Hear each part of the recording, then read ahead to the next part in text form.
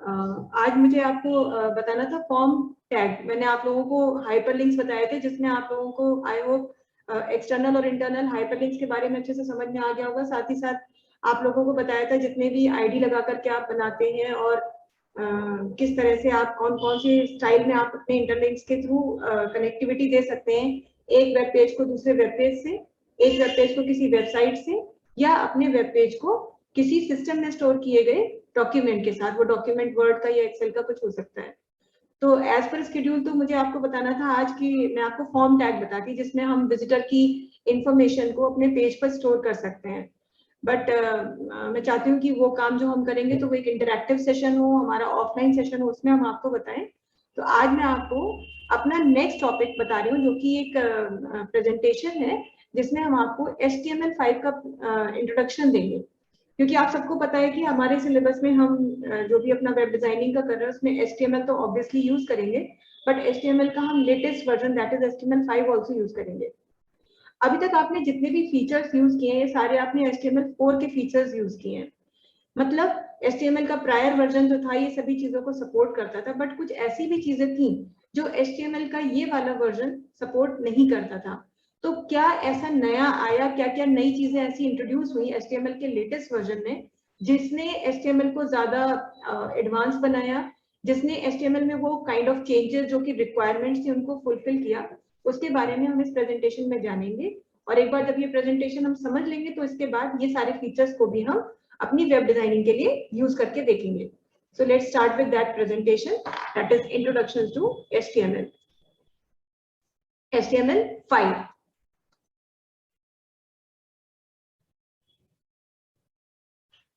तो HTML5 क्या है? It is a markup language used for structuring and presenting content on the World Wide Web.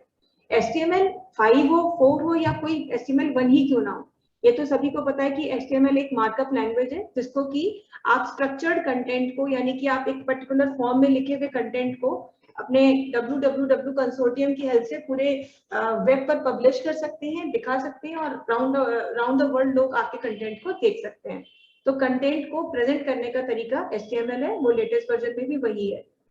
It is the fifth and last major version of HTML। अभी तक अगर हम देखें तो www कंसोर्टियम के अकॉर्डिंग ये अभी तक का लास्ट वर्जन है जिसमें सबसे ज्यादा एडवांसमेंट किया गया, HTML को सबसे ज्यादा अपडेट किया गया है।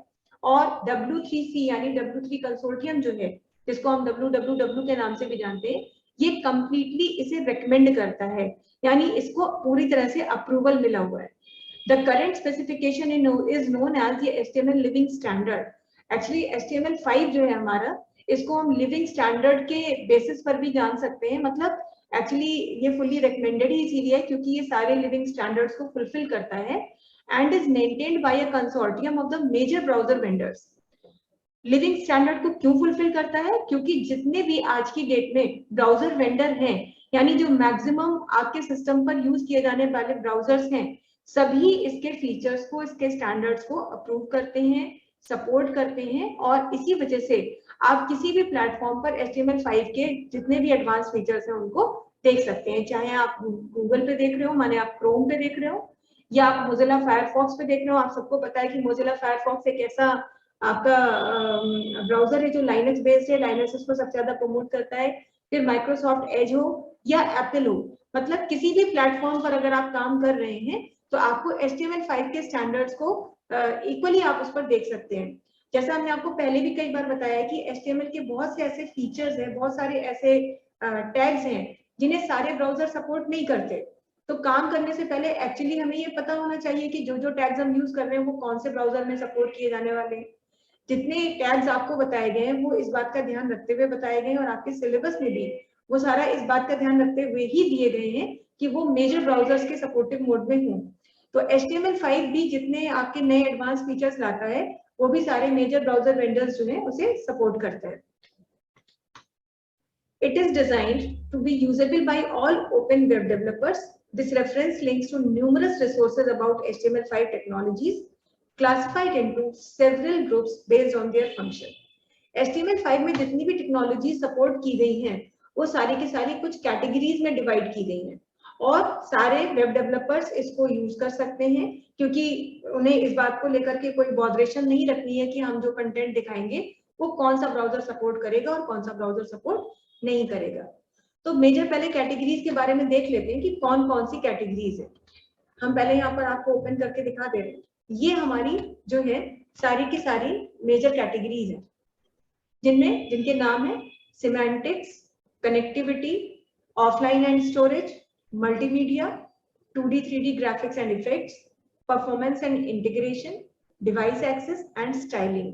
यानी ये सारी चीजों के अंदर जितने भी आपको HTML5 अपने फीचर्स देता है, जो नई फैसिलिटीज दे रहा है, वो सारी फैसिलिटीज इसमें कुछ कहीं ना कहीं इन कैटेगरीज के अंदर रखी गई है। सबसे पहली कैटेगरी है सिमेंटिक्स, जिसका मतलब है allowed to describe more precisely what your content is। Semantics का मतलब ये है कि जिसमें हम अपने वेब पेज का डिस्क्रिप्शन दे सकते हैं बहुत ही ब्रीफ मैनर में। जब भी कोई डेवलपर पेज डिजाइन करता है तो वो एक तरीके से, जो भी पेज डिजाइनिंग हो रही है वो भी एक तरीके का सॉफ्टवेयर ही है। तो जब कोई भी चीज डिजाइन की जाती है तो डिजाइनिंग के साथ साथ उसका डिस्क्रिप्शन भी होता है।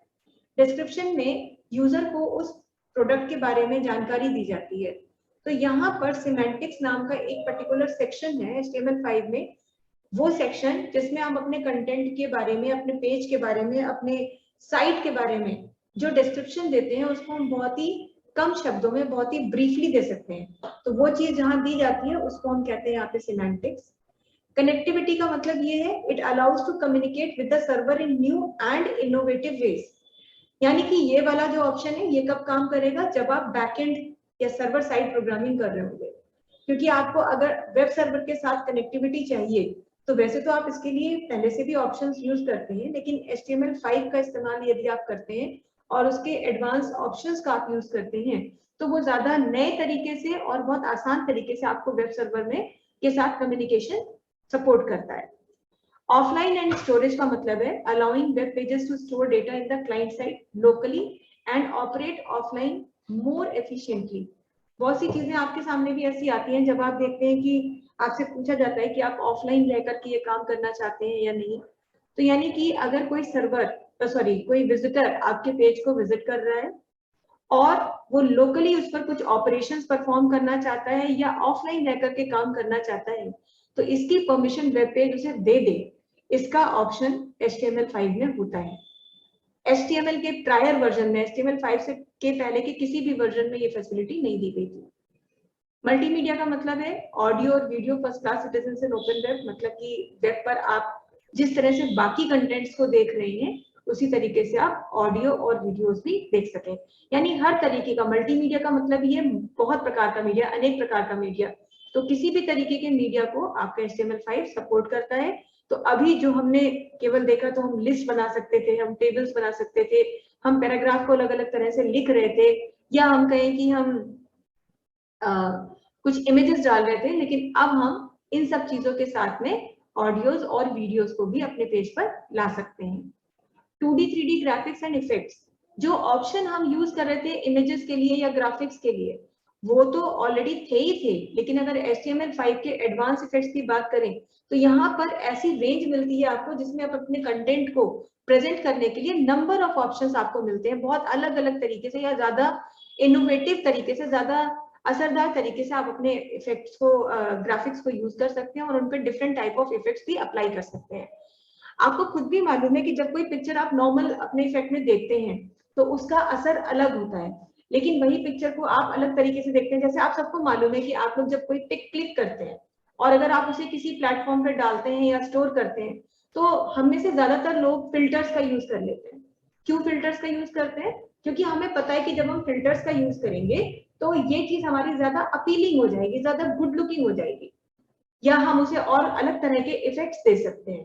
तो ये सारी चीजें जो है आप अपने 2 डायमेंशनल 3 डायमेंशनल ग्राफिक्स आप इंसर्ट कर सकते हैं, और ना केवल उन ग्राफिक्स को आप इंसर्ट कर पाएंगे, आप उनके ऊपर नंबर ऑफ इफेक्ट्स भी अप्लाई कर सकते हैं। Performance and integration, providing greater speed optimisation and better use of computer hardware. वैसे तो देखिए किसी भी तरीके के डिजाइनिंग और डेवलपमेंट के समय पर आज के कंप्यूटर्स कुछ इस तरह से बनाए गए कि आपको कोई भी काम करते समय जिस काम को आप कर रहे हैं सिर्फ आपको उसके बारे में ही बॉदर करना होता है, आपको रिलेटेड चीजों से कभी मतलब आपको सोचना ही नहीं पड़ता, उनके बारे में कंसर्न ही नहीं करना पड़ता। जैसे कि आज आप कभी कोई डिजाइनिंग कर रहे हैं या वेब डेवलपमेंट कर रहे हैं, तो आपको कभी ये सोचना नहीं होता कि आपके कंप्यूटर में चीजें कैसे चल रही हैं, प्रोसेसर में क्या क्या हो रहा है, क्योंकि सॉफ्टवेयर इस तरह से बना दिए गए कि आपका मेन काम ही होता है आप उनके बारे में बस अपना बॉदर करें कि वो काम कैसे होना है, बाकी अंदर की चीजें क्या चल रही है उससे रिलेटेड रिलेशन आपका कुछ भी नहीं होता है। तो आपका HTML5 भी इसी फीचर को सपोर्ट करता है कि आप पूरी स्पीड, पूरा अपना जो कंसंट्रेशन है, पूरा अपना जो फोकस है वो आप उसी पर रखें, अपने वेब डेवलपमेंट पे रखें। और कुछ इस तरह से इसमें आपको ऑप्शंस मिलते हैं कि आप कंप्यूटर के हार्डवेयर का भी पूरा पूरा बेहतर इस्तेमाल कर सकते हैं, इसमें कोई आपका वेस्टेज नहीं होता है। डिवाइस एक्सेस का मतलब जितनी भी इनपुट और आउटपुट डिवाइसेस एज पेरिफेरल्स आपके कंप्यूटर के साथ में, आपके सीपीयू के साथ में कनेक्टेड है, उन सबको आप पूरी तरह से यूज कर सकते हैं। उसमें आपको डिवाइस को एक्सेस करने की भी ऑप्शंस अवेलेबल होते हैं। और स्टाइलिंग, ऑफ कोर्स जब आप सब कुछ कर रहे हैं तो स्टाइलिंग तो होगी ही होगी। तो letting authors write more sophisticated themes, यानी HTML5 के माध्यम से आप पूरी की पूरी थीम या स्कीम भी प्लान कर सकते हैं, यानी पूरे वेब पेज के लिए एक आप स्कीम डिफाइन कर सकते हैं, जैसे थीम का नाम दिया जा सकता है, या बनी बनाई थीम्स भी आप ले सकते हैं, जिसका फायदा आपको ये मिलता है कि अगर आप कोई थीम डिफाइन करते हैं तो आपको फिर अगर कोई और वैसा ही वेब पेज बनाना है तो सेम थीम आप यूज कर सकते हैं। यानी कोई एक थीम आपने डिजाइन करी जिसमें आपने पहले से ये बता दिया कि भाई पेज का बैकग्राउंड ऐसा होना चाहिए, पेज में जो इमेजेस आएंगी अगर 10 इमेजेस हो या 100 इमेजेस हो या 5 इमेजेस हो, हर इमेज का साइज ऐसा होना चाहिए, बॉर्डर ये होना चाहिए, सब चीजों का आपने पहले से ही डिफाइन कर दिया। जितनी भी हेडिंग्स H1 में लिखी जाए वो ऐसे लिखी जाए, H2 में लिखी जाए ऐसे लिखी जाए, पैराग्राफ का डेटा ऐसा लिखा जाए, लिंक्स का कलर ये हो। अब एक वेब पेज में बहुत बार हेडिंग्स होती हैं, पेजेस उनका बैकग्राउंड ऑफ कोर्स होता है, या आपने अपने पैराग्राफ में कंटेंट लिखे होते हैं। तो अगर आपने कोई पूरा एक स्कीम प्लान कर दिया कि इस पेज के लिए पूरी स्कीम है, और अगर आप कोई वैसा ही दूसरा पेज बनाना चाहते हैं तो आपको दोबारा से उसकी प्लानिंग या उसकी स्कीमिंग करने की जरूरत नहीं है। उस बनी बनाई स्कीम को, उस बनी बनाई थीम को आप अपने दूसरे पेज पर या कितने भी पेजेस पर ले सकते हैं। तो काफी सोफिस्टिकेटेड तरीके से वो थीम्स प्लान हो सकती है, मैंने और अच्छे तरीके से प्लानिंग की जा सकती है उनकी, और उन्हें इम्प्लीमेंट किया जा सकता है। अब HTML हम यूज क्यों कर रहे हैं, मतलब ठीक है हमारे दिमाग में ये चीजों की अच्छा खासा काम चल रहा था, HTML में सब कुछ पढ़ तो रहे थे, तो HTML5 आखिरकार मतलब किन रीजंस के बेसिस पर हम यूज करते हैं। तो सबसे पहला तो रीजन ये है कि भाई कोडिंग यानी कि वेब डिजाइनिंग का फ्यूचर HTML5 ही है, क्योंकि जाहिर सी बात है कि जो एडवांस चीज होती है उसे ही दुनिया यूज करती है। और क्योंकि एडवांसमेंट कुछ रीजंस की वजह से, कुछ ऐसे रीजंस जिन्होंने HTML को बहुत ज्यादा एम्फेसिस दिया, बहुत ज्यादा एडवांस किया, बहुत ज्यादा नए तरीके से लेके आए और आसान तरीके से लेके आए, तो कोडिंग का फ्यूचर यही है। यानी आज आने वाले समय में या अब प्रेजेंट टाइम में भी जितनी हम कोडिंग करते हैं उसमें हम प्रेफर करते हैं कि हम HTML5 को ही यूज करें।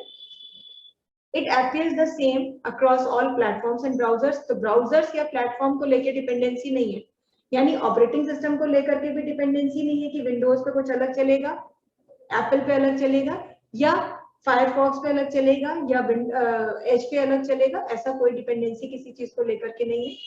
कोडिंग इज सिंप्लीफाइड, पहले से और आसान कर दिया गया है कोडिंग को, and it is much faster and adaptive to the user. क्योंकि चीजें इजी हो गई हैं, पहले से बहुत सिंप्लीफाइड मैनर में हो गई है, तो यूजर के लिए, जो डेवलपर है उसके लिए चीजों को समझना और उनके साथ अडेप्ट करना, यानी उनको लेकर के यूज्ड टू हो जाना उसके लिए बहुत आसान हो गया है। तो इसीलिए आज की डेट में HTML5 ही हम लोग यूज करते हैं। तो आप अगर कोई आपसे ये पूछे कि भाई आप वेब डिजाइनिंग कर रहे हैं तो आप क्या क्या यूज कर रहे हैं, तो सबसे पहले तो आप उन्हें बताइए कि भाई मेरे सिलेबस में जो है सॉरी मेरे सिलेबस में जो है वो फ्रंट एंड डिजाइनिंग है, तो हम फ्रंट एंड डिजाइनिंग करेंगे, जिसके के लिए हम HTML5 यूज कर रहे हैं, CSS यूज कर रहे हैं, और हम CSS का फ्रेमवर्क यूज करेंगे। फिर स्टाइलिंग के लिए तो हमने ये काम कर लिया, और एक्टिविटी के लिए हम जावास्क्रिप्ट और उसका फ्रेमवर्क AngularJS यूज करेंगे। तो ये मतलब आप एडवांस सारी चीजें कर रहे हैं, कोई चीज आप पुरानी ही नहीं करेंगे। Do I need an HTML5 browser? बहुत सारे लोगों के दिमाग में ये डाउट होता है कि अब HTML5 यूज करने लगे यानी कि कुछ नया ब्राउजर हमें जरूरत पड़ेगी, यानी इसके लिए कुछ और नए ब्राउजर का हमें रिक्वायरमेंट है। तो ऐसा नहीं है, you have probably got one already. अगर आप HTML5 पे भी काम करते हैं तो आपके पास कम से कम एक ब्राउजर तो पहले से ही अवेलेबल है. All of the big name browsers जैसे कि Internet Explorer, Edge, Firefox, Chrome, Safari, Opera, mobile Safari, Android, ये सब आपके जो है HTML5 को सपोर्ट करते हैं. But they don't all support the same things. HTML5 के थ्रू चीजें दिखाई जो जाती हैं वो तो सारे ब्राउजर सपोर्ट कर रहे हैं, बट हाँ इनमें वैसे डिफरेंशिएशन है.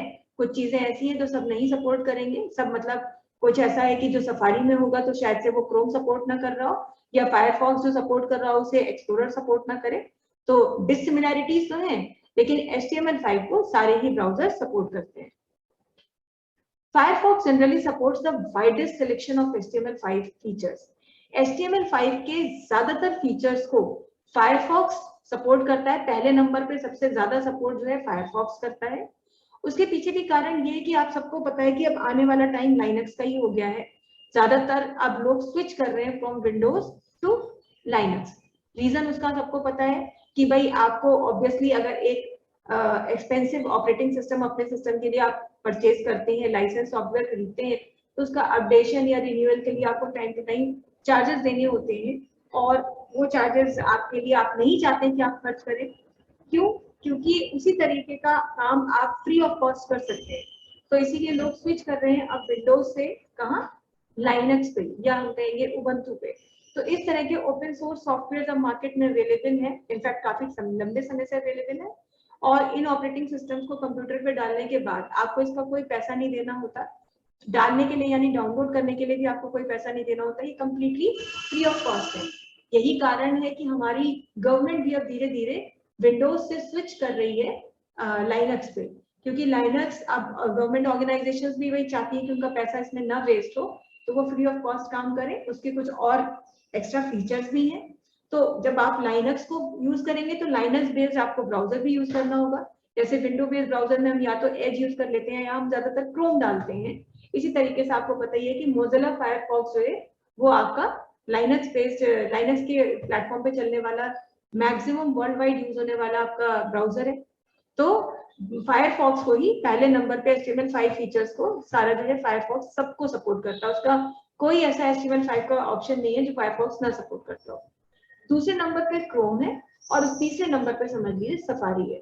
यानी ऐसा तो नहीं है कि क्रोम सब कुछ सपोर्ट करेगा, लेकिन कुछ ऐसी चीजें हैं HTML5 की जिन्हें क्रोम शायद से ना सपोर्ट करे, और सफारी सबसे कम सपोर्ट करेगा. बट वर्ल्ड में अगर हम 3 ब्राउजर्स के नाम देखें यानी फायरफॉक्स, क्रोम और सफारी, तो इनमें सबसे फर्स्ट पोजीशन पर फायरफॉक्स आता है. But as we said HTML5 is an evolving standard. यानी HTML5 का आज भी इवोल्यूशन चल रहा है. मैंने आपको पहले भी इस बारे में बताया है कि अभी भी इस पर डेवलपमेंट का काम हो रहा है, और कोई आश्चर्य नहीं है कि आने वाले टाइम में हम HTML का 6 वर्जन या 5 पॉइंट समथिंग हमें देखने को मिल जाए, जो कि ज्यादा से ज्यादा ब्राउजर्स को ध्यान में रख करके बनाया जाए, और इस तरह से कुछ उसमें चीजों को डिजाइन किया जाए कि जो चीजें क्रोम और सफारी नहीं भी सपोर्ट कर रहे हैं, शायद से आने वाले टाइम में क्रोम और सफारी उन्हें भी सपोर्ट करने लग जाए. आप HTML5 से आखिरकार ऐसा क्या कर सकते हैं? The main virtues of HTML5 over its predecessor का मतलब जो HTML4 से 5 से पहले चल रहा था. तो HTML5 से पहले चल रहा था HTML4 वर्जन. एक्चुअली काम करते हुए आपको कभी नहीं पता चलेगा कि हम HTML4 यूज कर रहे हैं या 5 यूज कर रहे हैं, क्योंकि यूज करने का तरीका या जिस सॉफ्टवेयर के माध्यम से आप उसे यूज कर रहे हैं उसमें कोई फर्क नहीं है. आप HTML4 की कोडिंग भी नोटपैड++ में या नोटपैड में कर रहे थे, आप HTML5 की कोडिंग भी नोटपैड++ या नोटपैड में कर सकते हैं. फर्क सिर्फ कुछ कमांड्स का हो गया. यानी जब वो आप कमांड्स यूज करने लगते हैं जो HTML5 को ध्यान में रख के बनाई गई हैं, तो आप समझ लीजिए कि आप क्या यूज कर रहे हैं, आप HTML5 यूज कर रहे हैं. तो HTML4 में लगभग सारी चीजें हो रही थी. HTML5 से जस्ट पहले जो HTML4 यूज हो रहा था उसमें लगभग सब चीजें थी. जो मेजर डिफरेंस आया है वो ये है that you can add multimedia content without using Flash or another media player. ऐसा नहीं था कि HTML4 जब चल रहा था तो लोग मल्टीमीडिया को यूज नहीं कर पा रहे थे. मल्टीमीडिया यूज कर सकते थे, वेब पेज पर मल्टीमीडिया आ रहा था, लेकिन मल्टीमीडिया को यूज करने के लिए आपको कुछ और मीडिया प्लेयर्स या कुछ और सॉफ्टवेयर का इस्तेमाल करना पड़ता था. मतलब HTML के साथ एक लैंग्वेज और सीखनी पड़ती थी जिससे कि आप अपने वेब पेज पर लेकर के आए कोई मल्टीमीडिया, कोई ऑडियो या वीडियो लेके आए। जैसे एक एग्जांपल है, एक सॉफ्टवेयर है जिसका नाम है फ्लैश। फ्लैश एक बहुत ही पॉपुलर सॉफ्टवेयर था जिसे आप HTML4 के साथ कंबाइन करते थे, जिसके माध्यम से आप अपने वेब पेज पर साथ में यूज करते थे ऑडियो और वीडियो। तो फ्लैश एक प्लगइन, एडिशनल प्लगइन की तरह काम करता था। यानी HTML4 की कोडिंग तो आप कर ही रहे हैं, उसके साथ उसमें फ्लैश को ऐड करते थे। जैसे भी वो तरीका होता था एक प्रॉपर, जिसमें फ्लैश की कोडिंग आप करते थे और तब जाकर के आप HTML4 के माध्यम से मल्टीमीडिया का यूज कर सकते थे, पेज पर मल्टीमीडिया ला सकते थे।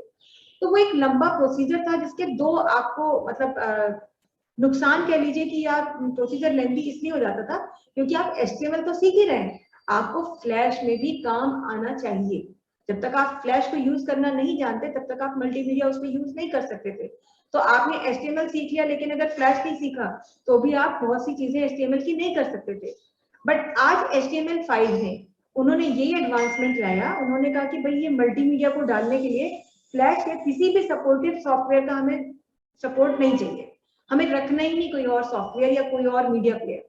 बिना किसी एडिशनल प्लगइन के हम चाहते हैं कि कुछ ऐसा हो कि जो वेब डिजाइनर है वो आपका डायरेक्ट पेज पर HTML5 के ऑप्शंस को यूज करके ही, यानी बेसिक HTML को यूज करते ही करने के साथ ही आप वो कंटेंट भी जो मल्टीमीडिया से रिलेटेड है उसे इंसर्ट कर सकें, जिसके के लिए अलग से किसी और सॉफ्टवेयर को सीखना या उसकी ट्रेनिंग की जरूरत ना पड़े। Thanks to HTML5, users can access websites without being connected to the internet. तो आप HTML5 की ये भी एडवांसमेंट है कि आपको कनेक्शन की जरूरत नहीं है इंटरनेट के, आप कनेक्टिविटी कर लेते हैं। तो ये जो हम बोलते हैं ना कि इंटरनेट की जरूरत नहीं है, HTML सपोर्ट करता है, तो वो HTML5 की बेसिस पर ही हो पाया है।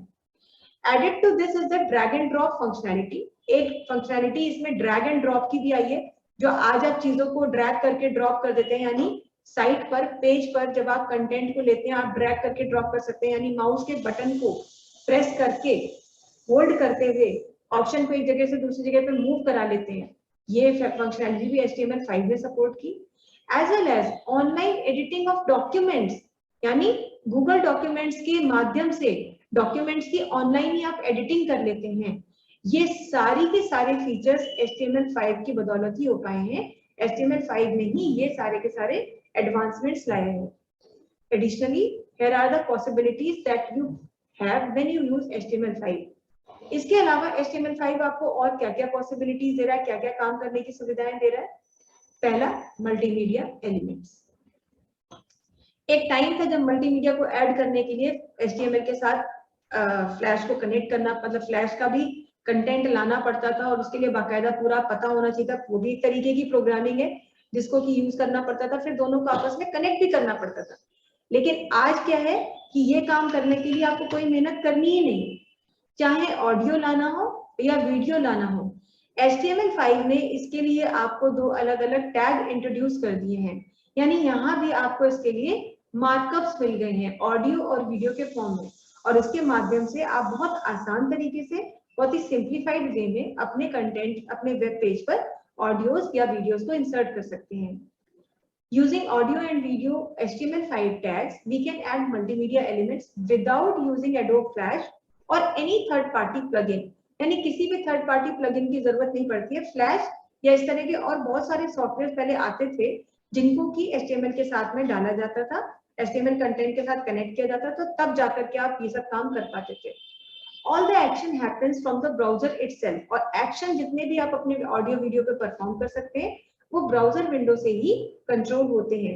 यानी कोई वीडियो कब चलेगा, वीडियो कब रुकेगा, वीडियो को रीस्टार्ट करना है, वीडियो को होल्ड करना है, वीडियो मतलब जब स्टार्ट हो पेज पे आए तो ऑटोमेटिकली चले या क्लिक करने पर चले, या क्या उसका पूरा बिहेवियर हो through out the page execution चल रहा है, उस समय पर ये सारी कंट्रोलिंग जो है अब HTML5 ने कुछ इस तरह से इसका एडवांसमेंट किया है कि आप ये सारी कंट्रोलिंग अपनी ब्राउजर से ही कर लेते हैं, which can help reduce the size of final version file, जिसकी वजह से जो हमारा HTML पेज अपलोड होता है, जब हम उसे सर्वर पर अपलोड करते हैं पब्लिशिंग के टाइम पे, तो हमारी जो फाइनल फाइल होती है उसका वेट बहुत कम हो जाता है, साइज बहुत कम हो जाता है, जिसकी वजह से फाइल को अपलोड करने में और डाउनलोड करने में ज्यादा समय नहीं लगता।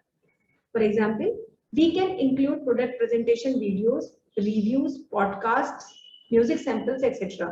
The addition of these two tags expand the use of HTML5.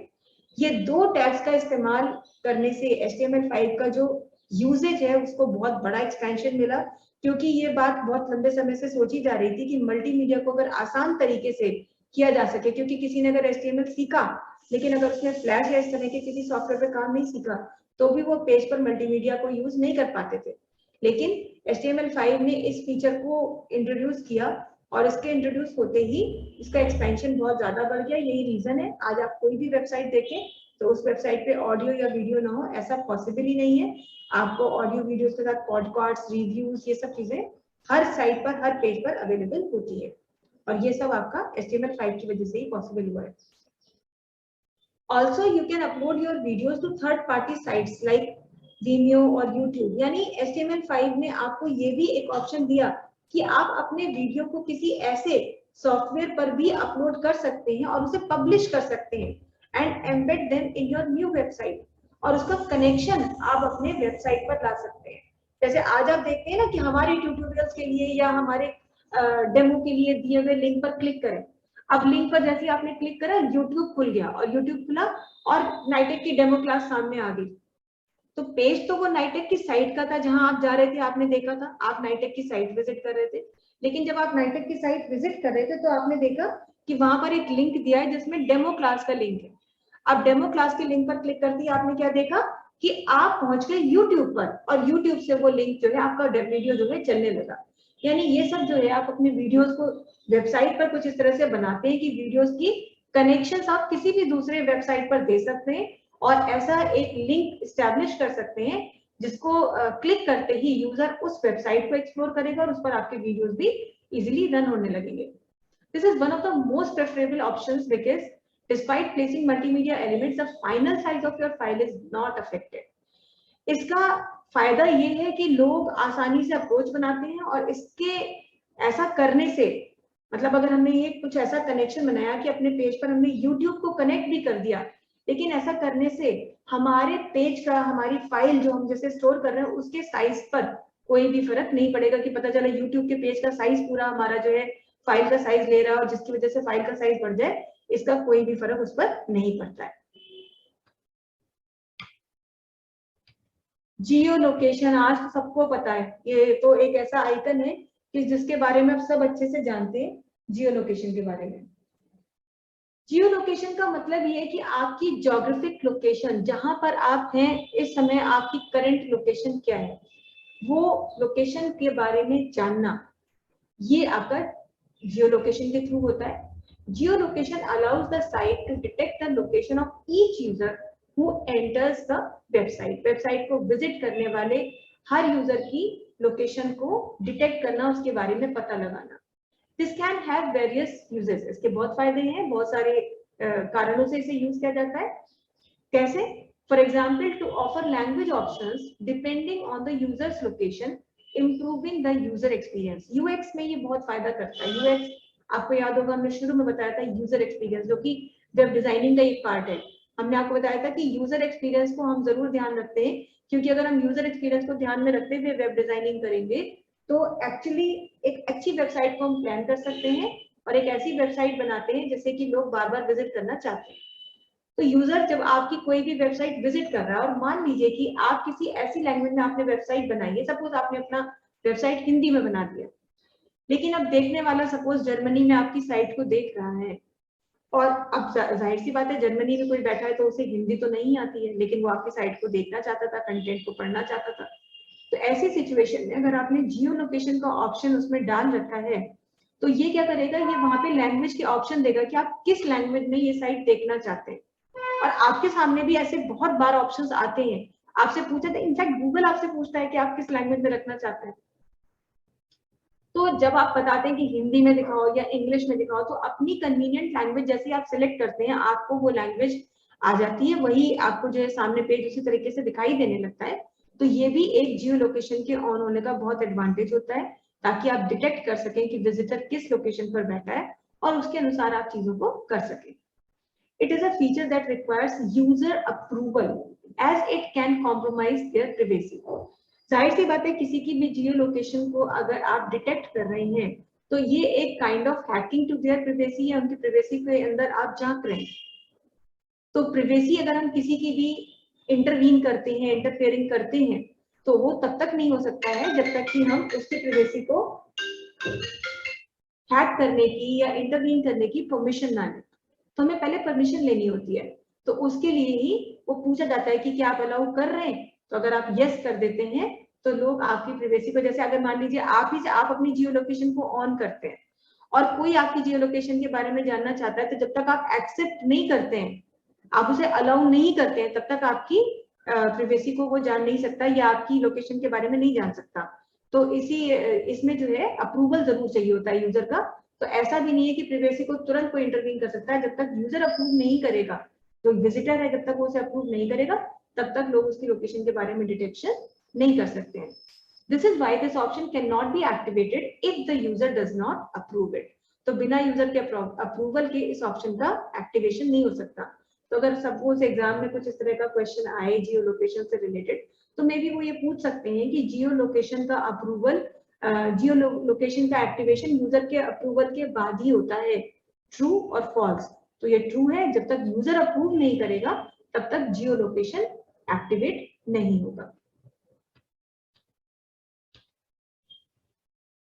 One of the main features of developing HTML5 applications is that the final result is completely accessible. यानी जो आप अल्टीमेट आउटपुट देखते हैं वो पूरी तरह से विजिबल होता है, एक्सेसिबल होता है। मतलब क्या है इसका? You can access this application from a computer, tablet और मोबाइल फोन। यानी डिवाइस के साइज का वेबसाइट की एक्सेसिबिलिटी पर कोई फर्क नहीं पड़ता।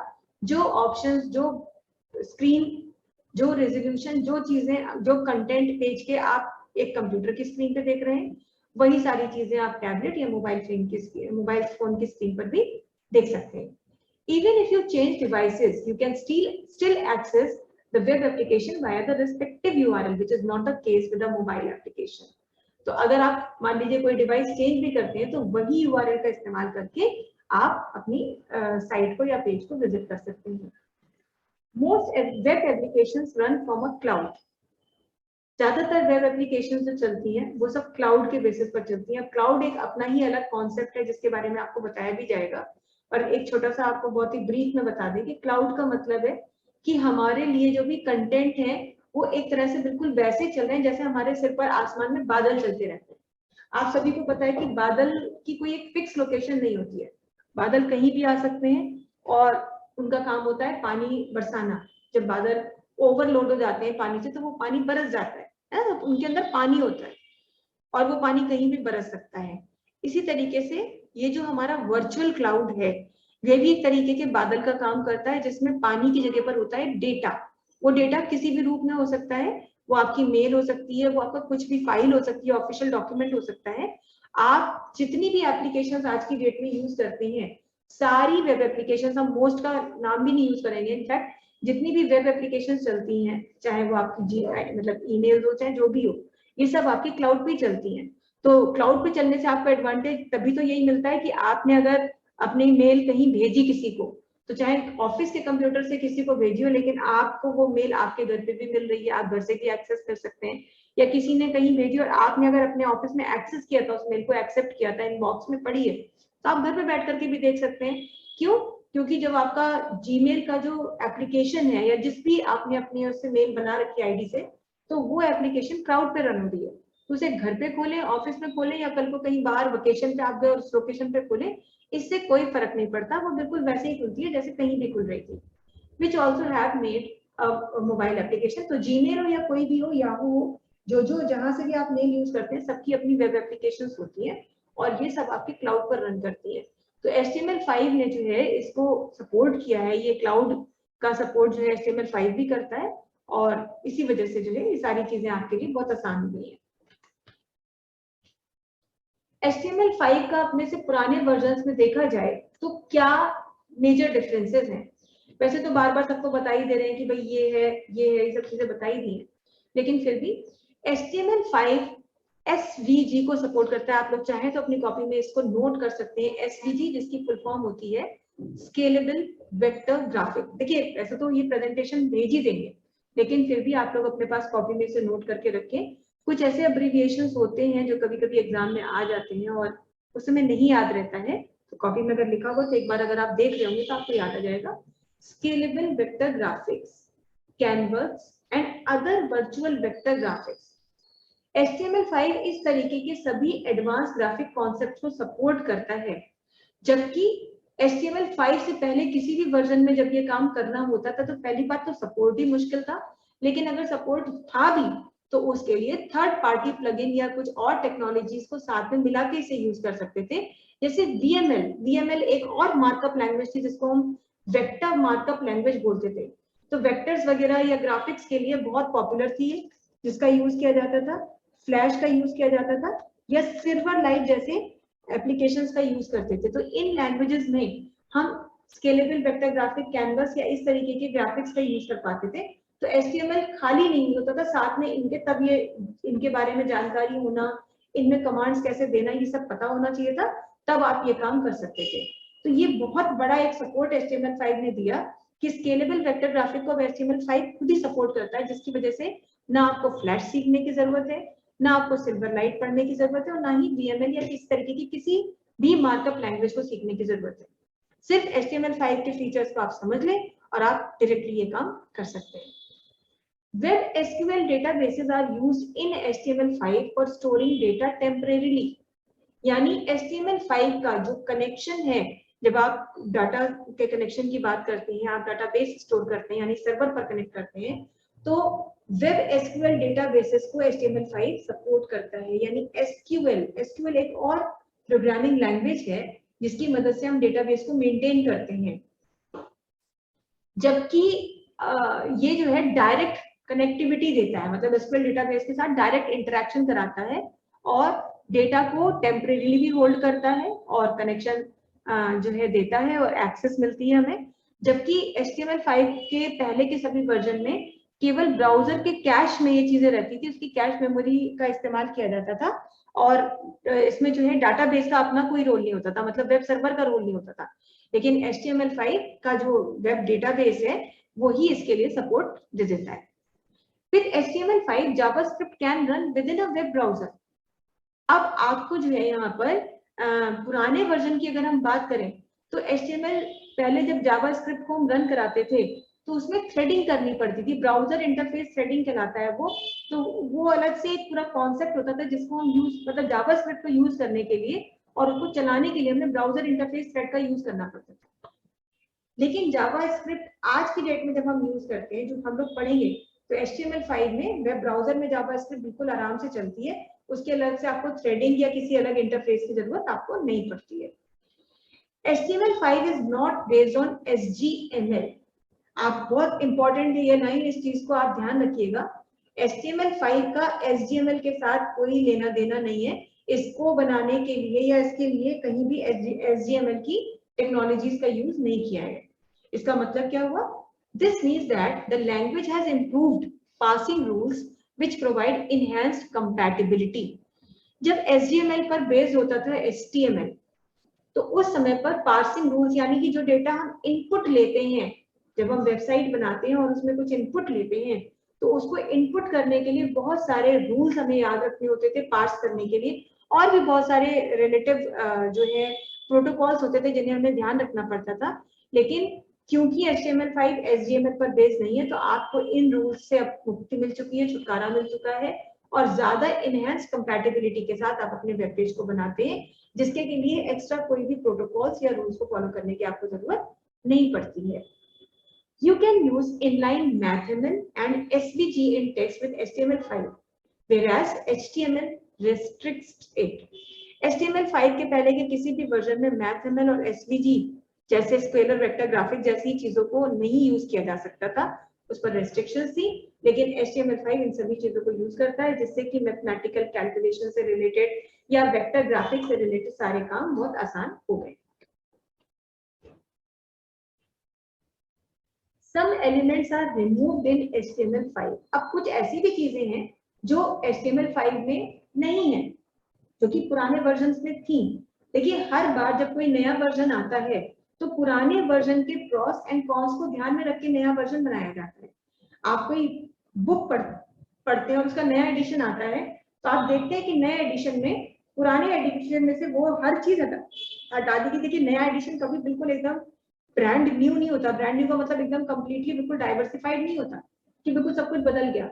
काफी कुछ पुराने वर्जन वाला ही होता है, बस नए एडिशन में कुछ तो नया ऐड किया जाता है और कुछ पुराने एडिशन का वो हटा दिया जाता है जो प्रेजेंट टाइम के साथ कंपैटिबल नहीं है या वो अलाउड नहीं है। ऐसे ही HTML5 में भी हुआ कि कुछ चीजें तो नई कर दी गई जो कि 4 में थी ही नहीं, लेकिन कुछ ऐसी चीजें थी जो HTML4 में थी लेकिन उनका यूज उतना बढ़िया नहीं था, उतना अच्छा नहीं था, तो वो सारी चीजें HTML4 की जो थी वो हटा दी गई, यानी HTML5 उनको फिर सपोर्ट नहीं करता था।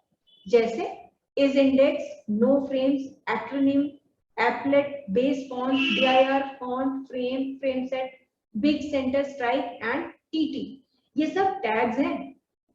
आप जैसे HTML में टैग्स यूज करते हैं, ये सारे टैग्स हैं, लेकिन HTML5 इनमें से किसी भी टैग को सपोर्ट नहीं करता है। जिनमें से कुछ टैग्स आपने अभी तो यूज नहीं किए, आपने बिग का यूज किया है और सेंटर का यूज किया है, लेकिन बाकी तो आपने नहीं, आपने स्ट्राइक का नहीं यूज किया, आपने डेल का यूज किया। स्ट्राइक के लिए डेल का भी हम यूज कर सकते हैं, स्ट्राइक का यूज कर सकते हैं।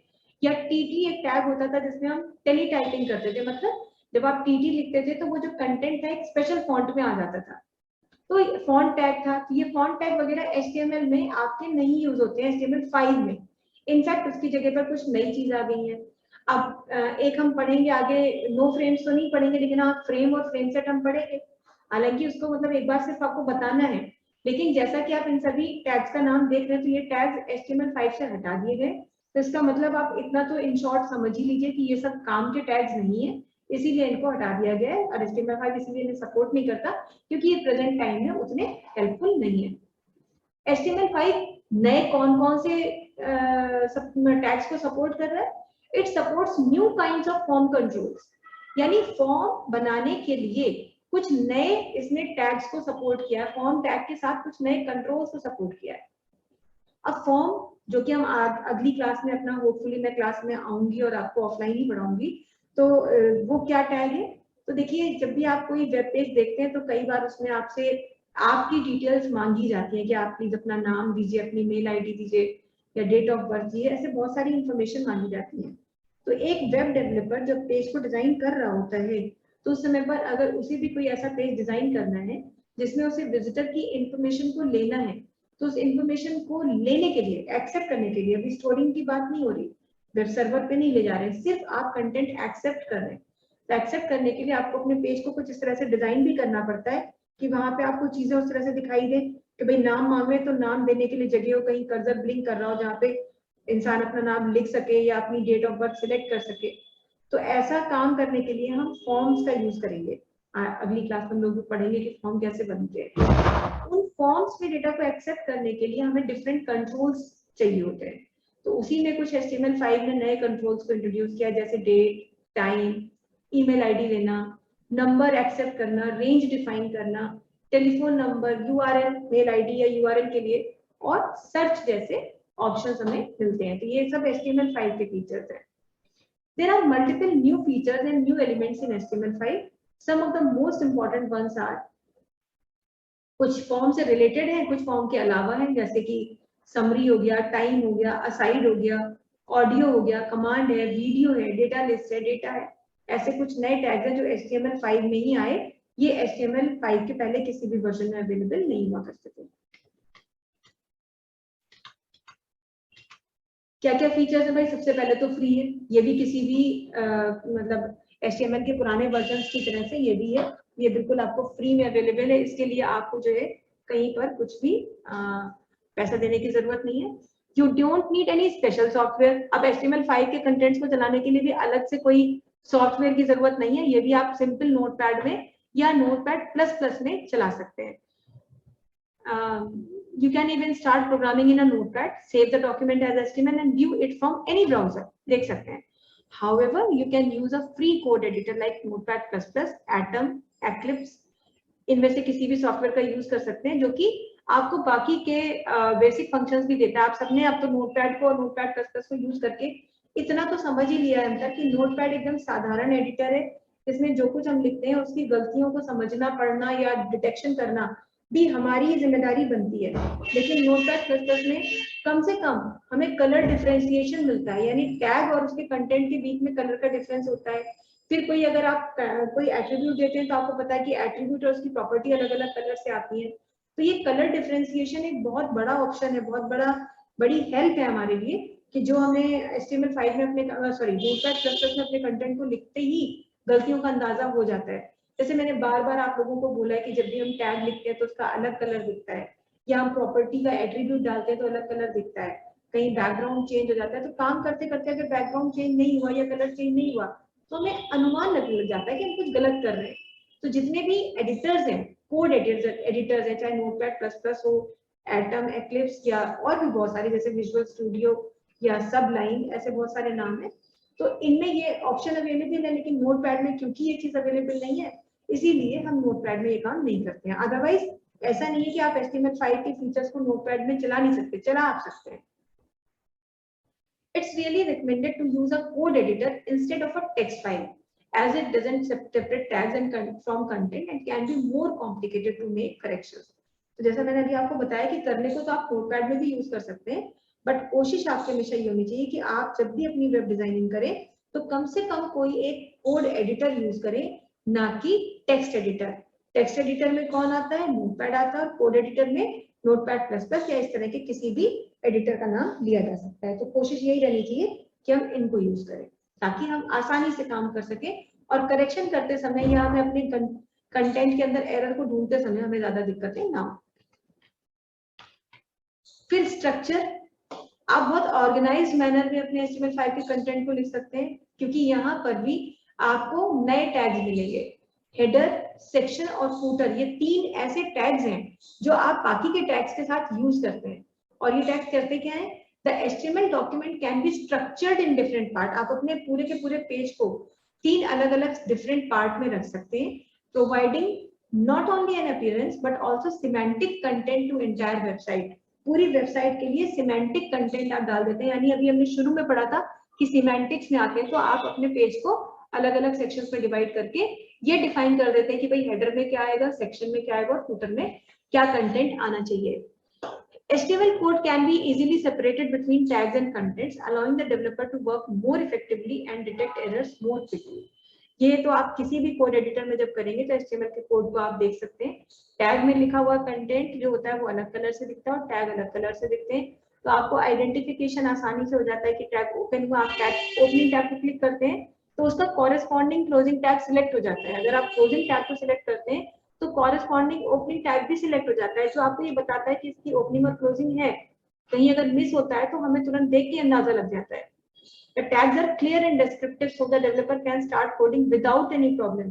इतने easy है और descriptive है कि जैसे मैंने आपको दिखाया कि हम कोड स्टार्ट करते हैं तो कनेक्टर लाइन आ जाती है, वो कनेक्टर लाइन तब तक कंप्लीट नहीं होती जब तक कि हम उसका क्लोजिंग टैग नहीं लगा देते। और जो अनक्लोज टैग है उनके साथ ऐसी कोई कनेक्टर लाइन नहीं आती है। तो अगर हम बहुत ज्यादा एक्सपीरियंस नहीं है, हमें बहुत अंदाजा नहीं है, तब भी काम करते करते चीजों को देखते देखते हमें अंदाजा होने लग जाता है कि हम कुछ गड़बड़ कर रहे हैं। It's really easy and simple language to understand in this new version. तो आप HTML5 के इस वर्जन का इस्तेमाल करके बहुत आसानी से काम करते हैं, आपको मुश्किलें बहुत कम आती है। कंपैटिबिलिटी को लेकर के बहुत ही ज्यादा अच्छी कंपैटिबिलिटी है, ब्राउजर कोई भी ब्राउजर विंडो आप यूज करें। मॉडर्न एंड पॉपुलर ब्राउजर्स, आज की डेट में जितने भी मॉडर्न ब्राउजर्स हैं और जो पॉपुलर है, वर्ल्ड वाइड यूज हो रहे हैं, जैसे कि क्रोम, फायरफॉक्स, सफारी और ओपेरा, ये सभी के सभी आपके HTML5 के सारे फीचर्स को ऑलमोस्ट सपोर्ट करते हैं। In other words, no matter which browser you use, the content can be viewed correctly. तो कंटेंट को देखते समय आपको कोई ऐसा डाउट नहीं होना चाहिए कि हर कंटेंट को करेक्टली देखा जाएगा। अगर आप एज अ डिजाइनर काम कर रहे हैं तो आपको इस बात को लेकर के कोई डाउट नहीं होगा कि पता नहीं कौन देखेगा, किस ब्राउजर में देखेगा तो चीजें कैसी दिखाई देगी, वो बिल्कुल सही तरीके से दिखाई देगी। पर समझने वाली बात क्या है? The only problem would be to consider. तो अगर ये नहीं सोचना है तो सोचने के लिए है क्या? सोचना सिर्फ ये है कि अगर कोई ओल्डर ब्राउजर यूजर यूज कर रहा है, the only problem would be to consider users using older browser as not all new HTML5 functions and tags are available to those browser. यानी ब्राउजर तो कोई यूज कर रहा है, मान लीजिए कि क्रोम, लेकिन क्रोम का कोई पुराना वर्जन यूज हो रहा है या ऐसा कोई ब्राउजर यूज कर रहा है जो प्रेजेंट टाइम में पॉपुलर नहीं है, तब फिर आपको अपने फीचर्स को सपोर्ट कराने में दिक्कत होगी। तो आपको उसके बारे में मतलब it can be a matter of moderation for you कि कोई पुराना ब्राउजर अगर यूज हो रहा है तो फिर नहीं होगा। या जैसे मान लीजिए माइक्रोसॉफ्ट में यूज करके इंटरनेट एक्सप्लोरर यूज कर रहे हैं, अब एज नहीं यूज कर रहे हैं। अब आज की डेट में आप सबको पता है कि इंटरनेट एक्सप्लोरर अब आउट ऑफ डेट हो चुका है, अब लेटेस्ट हमारा एज है, तो हमें एज में काम करना है। तो इन चीजों का ध्यान रखते हुए हमको चीजें करनी है, मतलब ये हमें सोचना पड़ेगा कि कोई पुराना ब्राउजर ना यूज कर रहा हो। You can check which HTML5 features each browser supports on the Can I Use page and find out in advance if there are any features on your website that might be a problem in these past versions of browser. जब आप web designing कर रहे होते हैं और अगर आप इनके बारे में जानना चाहते हैं कि जो टैग हम HTML5 का यूज कर रहे हैं या जो हम फीचर यूज कर रहे हैं, क्या ये ब्राउजर के इस वर्जन में कंपैटिबल है, विजिबिलिटी को लेकर के कोई इशू तो नहीं होगा, तो ये आप वहाँ पर ब्राउजर विंडो में जाकर के कैन आई यूज जाकर के देख सकते हैं और आपको पता चल जाएगा कि कौन कौन से ब्राउजर्स किस चीज को सपोर्ट करते हैं। इनफैक्ट इंटरनेट पर अगर आप चाहें तो किसी भी टैग को जब आप उसकी इंफॉर्मेशन लेते हैं तो भी वो आपको साथ में बताता है कि ये जो टैग यूज किया जा रहा है ये कौन कौन से ब्राउजर के लिए सपोर्टिव मोड में काम करता है और कौन कौन से ब्राउजर्स में ये सपोर्टिव नहीं है। तो इनफैक्ट वेब डिजाइन करते समय जब आप टैग यूज कर रहे हैं या तो आपको खुद ही से इतना पता हो, और अगर आपको थोड़ा सा भी डाउट है तो टैग यूज करने से पहले आप ये देख लें कि कौन सा टैग कंप्लीटली ब्राउजर सपोर्टेड है, तो वही टैग आप यूज करें अपने पेज में। ऐसे किसी टैग का इस्तेमाल आप ना करें जो कि सभी ब्राउजर सपोर्ट नहीं कर रहे हैं, because that can create a kind of problem. Adaptive design है, डिजाइन को लेकर बहुत अडेप्टिव है। अडेप्टिव मतलब एक तरह से कि बिल्कुल उसी के अनुसार हो जाना, है ना। Any page made in HTML5 is compatible with both computers and mobile devices, or you can set the mobile specification from the HTML document itself, यानी किसी भी स्क्रीन साइज पर आप देख सकते हैं। This is probably the most useful feature of the HTML5 language. Audio और video के बाद HTML5 का जो सबसे बड़ा फीचर है वो यही है कि आप अपनी वेबसाइट को किसी भी डिवाइस के साइज पर देख सकते हैं, क्योंकि ये जो है यूजर को पेज को किसी भी डिवाइस के साइज पर देखने के हिसाब से उसे कंप्लीटली अडेप्टिव बनाता है, यानी कंटेंट जिस साइज की स्क्रीन पर देखा जाता है उसी साइज की स्क्रीन के अकॉर्डिंग अडेप्टिव हो जाता है। We can conclude that the development of HTML5 has been both an ambitious and elaborate project that has led to great progress in the world of programming in terms of website designing. तो HTML5 के advancement ने website designing के इस part को बहुत ज्यादा और एलैबोरेशन दिया, उसे एनकम्पास किया ज्यादा अच्छे काम करने के लिए और अच्छी प्रोग्रेस दी है, और काफी कम चीजों के बारे में बॉदर करते हुए हम ये सब चीजें कर सकते हैं। HTML5 ने इतनी सुविधा दी है, हमें बाकी एक्सटर्नल कोई प्लगइन या कोई और एक्स्ट्रा लैंग्वेज सीखने की जरूरत नहीं पड़ती। Majority of the most important websites and web applications implement its features today. This makes HTML5 a valuable tool for any programmer to master. आपको अगर वेब डिजाइनिंग करनी है और अच्छी वेब डिजाइनिंग में आप बिलीव करते हैं तो HTML5 के सभी ऑप्शंस का इस्तेमाल करके आज आप एक अच्छी वेबसाइट को प्लान कर सकते हैं, अच्छे वेब पेजेस बना सकते हैं जो कि आपकी वेबसाइट को बहुत पॉपुलर बनाएंगे और डे बाय डे आपकी जो साइट है उस पर विजिटर आएंगे और उन्हें हिट करेंगे, जिससे कि आपको मैक्सिमम व्यूज का ऑप्शन भी मिलेगा। तो ये HTML5 के बारे में एक ब्रीफ इंट्रोडक्शन था। आप लोग को ये प्रेजेंटेशन हम अभी भेज देंगे हैंड टू हैंड,